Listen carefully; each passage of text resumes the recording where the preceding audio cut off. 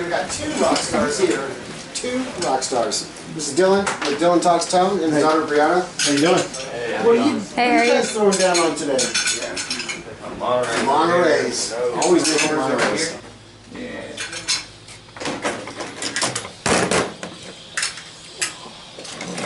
Chase, how many Monterey's have you built today? Just over 30. Mm-hmm. We got, not bad for not today so far, huh? What about you, Josh? About 4 batches of 40, so close to 160. 160. Mm-hmm. That's another reason we do enjoy this digital platform better. You can throw them together a lot easier. You know, smaller amount. Now we've got that platform designed so that you can almost toss it into the case. You know what I mean? Mm-hmm. The Monterey is a little bit more challenging, more things to put together, more things to put together, more prep, more hardware. Yep. Okay, so then we've got who we got here? Stu and Trey. Stu and Trey. What's up, man? Trey Millward here. And he is building, let me see. Building mag echoes. Oh, I was going to... Oh, sorry. That's all right. Mag echoes. That's our magnetic echo. That's our cheapest. I hate to use the word cheapest. That's our the least expensive. That's our least expensive delay. It's the delay that other pedal builders like most. I get it to them, they're like, oh wow, how'd you get that chip to sound that way? What you building over there, Stuart Whitmarsh? Same thing. Same thing. Echoes. Yep, we have a tendency to build in big batches. Usually you guys are throwing down the hardware, which is like the jacks and sometimes the pods, the switches, battery clips, and then it goes over there for those guys to throw it in the case. In general, I don't know if that's always the case, but it's usually the case, yeah. Sometimes not. Now Chris, down in powder coating, used to work in here, used to have a bench over here, but our techniques got more and more efficient, and the powder coating came online, so it was a nice switch. So Chris has been with us forever, but he was in here giving these guys a hard time. Stinking the place up. Wait till he sees that video, he's going to be so mad. Sean Spears ain't here because he's got a no, it's just earache, poor guy. But Sean Spears does lots of parts ordering. He also does all of our immediate repair needs. So when something comes out of production and it isn't working, he will quickly diagnose it, get it back to the tech, tell him what to do, fix it like that. He also manages our inventory going from all the parts orders to our stock room to putting stuff over here and making sure everything is up here. So if Creighton says, hey, this fuzz that we're building this weekend needs this parts list, and so get it ready for production next week, and then so he'll move the parts in and stuff like that. So we don't have like mountains of parts here. It looks like it, but we don't have them all sitting here polluting the place all the time. Like we're just sitting around. So this will change based on what's needed for what kind of production next. So Dana has probably built more boards than anybody here because she's built it. She builds all. Why the coffee pot sits right next to her? Yes. Oh, yes. So Dana does a lot of our hand-populated boards. I'm doing right now. So this will be through-hole boards, right? If there's a special run, a small run, usually Dana builds all the boards for it. So like the Rotten Apple, not the Echoes though, that was still a digital platform. But like, so our new fuzz that's coming out, that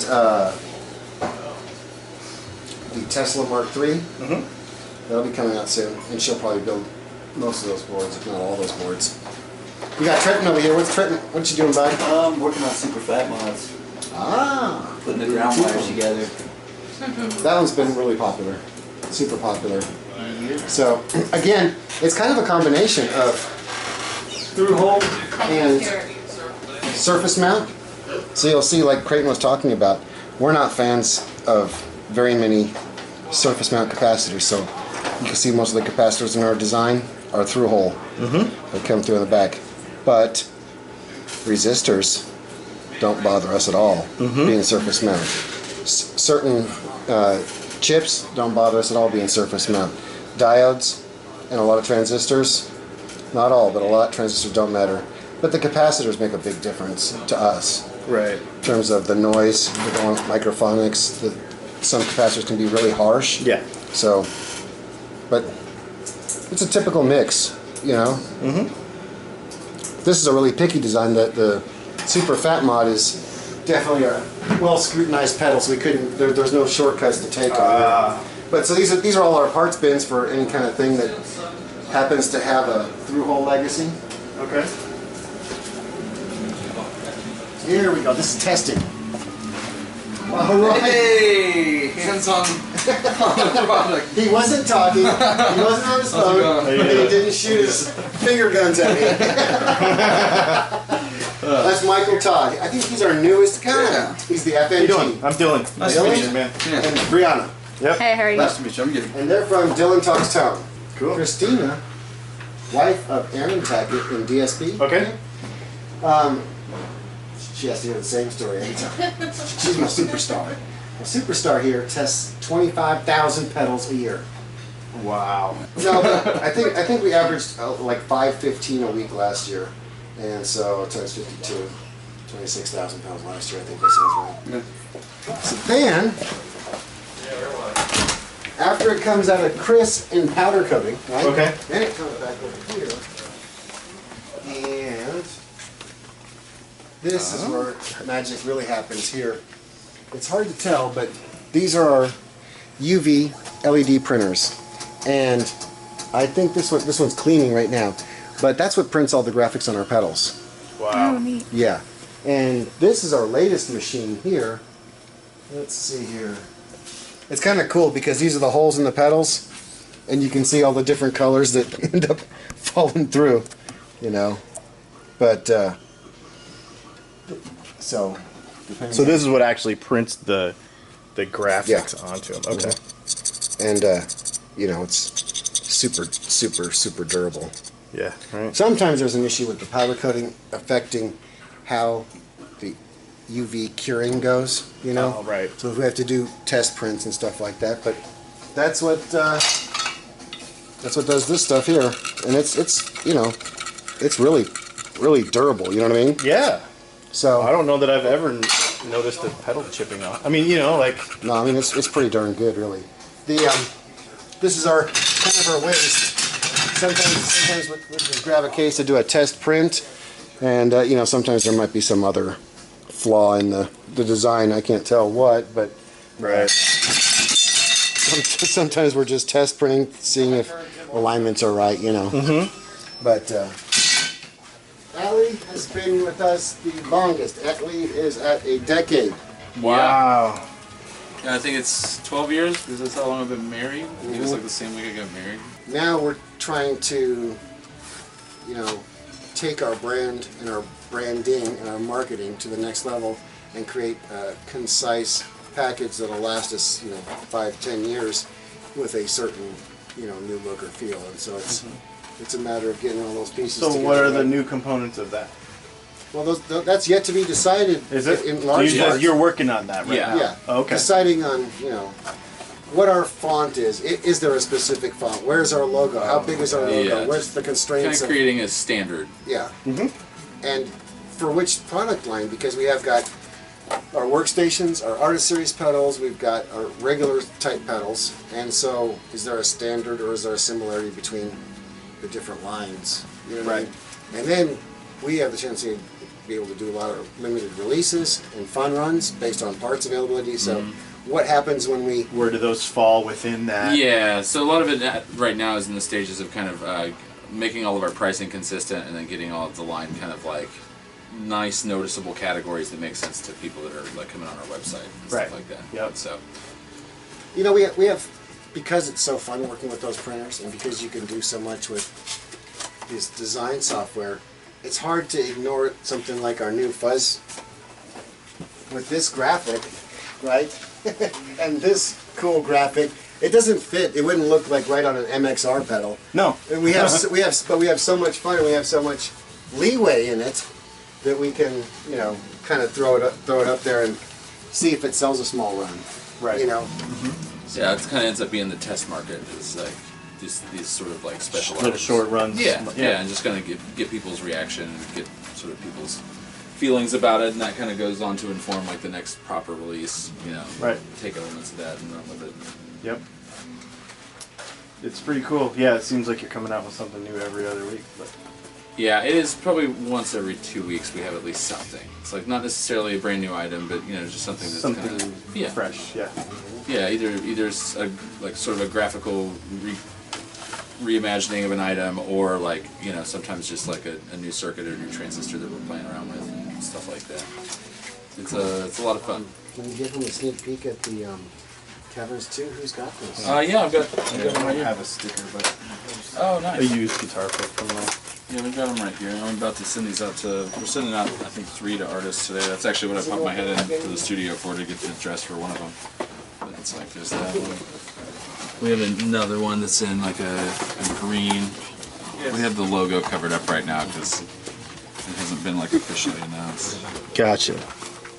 Redacted. That's awesome. It's reverb and delay. The delay Yeah. is very much just like a classic tape style analog voice delay. Okay.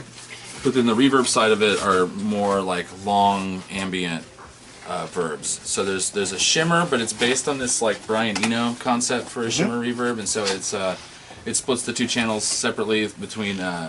There's a dry and a wet, and then that all gets sent into an octave, and then the output of that gets sent back into the wet side again, and gets sent back into the reverb for like a second pass. And he adds a little modulation on that pass back through. Yeah, these are all fuzzies from the back. But yeah, it adds a little bit of modulation from it so that the feedback doesn't get really out of control. Right. And so it keeps it sounding very harmonic and very pleasant. And then there's a really long spring reverb. That's just a super long decay time, and then there's another one. Spring modulated. There's another one that is like a long like dark hall reverb, but it has like a multi-line modulation on it, and so it's actually like it can get pretty extreme with the bendiness. It just depends on sort of where you set that depth. That's cool, man. But yeah, they're all very like long. Like Big, fun, playful, big, long yeah. delays. Yeah, they're reverbs, and it's been a blast so far. So we're sending them out to like a selection of different people that are kind of that live in that world. You know? So it's like we've got one person that's just a straight ahead like ambient artist. There's another person that's like an electronic like sort of synthy like synth based electronic guy, and then we're sending another one out to a worship guitarist that's just all about like the modern praise and worship swells and like beautiful ambient sounds. I wrote them a little letter where I'm kind of expecting actual feedback. Right. So it's like, don't just play it and like taking a picture of it, that's cool, but it's like actually kind of tell us what's wrong with this, and so we can actually start to get like feedback before it's released. And so this one we still have time to actually make serious changes on because it's still a couple months out. So Cool. it's gonna be a good one. No, that's very cool. Very cool. Awesome. Yeah. Do we have the fuzz too? The fuzzes are on the photo table. But Oh yeah, go. check out this. So Allie takes our product pictures as well. And here's our glamorous photo table. Check out that. Oh wow, yeah, that's cool. So we're getting shirts of these made too. Yeah, that's awesome. I know. So when you get, this is gonna be like $149, I think. And then we're gonna throw in. Guy gets to pick one of 3 shirts based on this Really? graphic. So it'll have like huge this, or it might have this up here, or it might have pedal image on the back. So they'll get one of 3 shirts to pick from. Oh wow, that's 0001. Isn't that fun? Yes. Oh, and it's backwards. That is so cool. So we thought we'd release this on our. We'd have a Soviet 4th of July. Yeah. So because this is like a Soviet red hand. Yep. It's so Yeah, like it's from Mother Russia. It is the literally rocket coming out. It's literally a design of a Soviet propaganda poster for the space program, like the early Really? days of the space program. Yeah. Yeah. So, and then that is actually based on the old Soviet space program logo. Oh, So- okay. So yeah, it's definitely like an homage. Yeah. Isn't that cool? To the old. I love doing green- stuff like And that. the transistors in it are Soviet era Tesla transistors that are actually made in the Soviet Union. Like the from Iron Curtain 70s. area. Yeah, yeah. Wow. Yeah. That's Like, really I think cool. technically Bulgaria. Yeah. but yeah. Dude, That's it, man. thank Fun you so stuff. much. Very cool. Thank you so Very much. cool.